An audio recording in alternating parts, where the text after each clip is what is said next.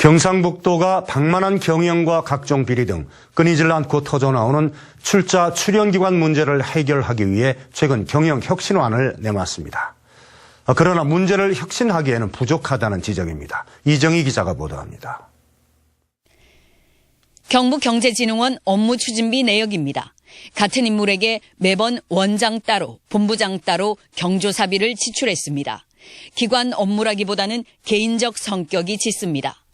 밤 11시 이후나 휴일에는 공금을 쓸 수 없지만 영천의 한 매운탕집에서 일요일 낮에 5만 7천 원을 썼습니다. 원장이 밥을 샀다는 건데 누구에게 왜 샀는지 명목조차 없습니다. 이런 식의 부적절한 업무추진비 사용은 경북신용보증재단이 3년간 93건 1,300만 원이 넘어 가장 심각합니다.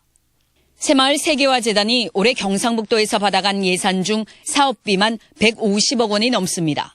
집행률은 9월 말 기준 39%. 지난해는 145억 원을 받아가 62%만 집행하고 무려 63억 원을 남겨 잉여금으로 처리했습니다. 사업을 하겠다고 혈세를 받아가 일을 하지 않고 자기 배를 불린 겁니다. 경북 하이브리드 부품연구원 A씨는 지난해 학회에서 발표한 연구 논문을 올해는 다른 학회에서 똑같이 발표했습니다.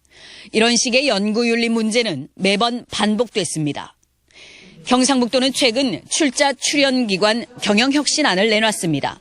골자는 32개 기관이 각각 뽑던 직원 채용을 도에서 한꺼번에 공고해 뽑겠다는 것과 경영평가에서 2년 연속 C등급 이하면 기관장을 해임하겠다는 겁니다.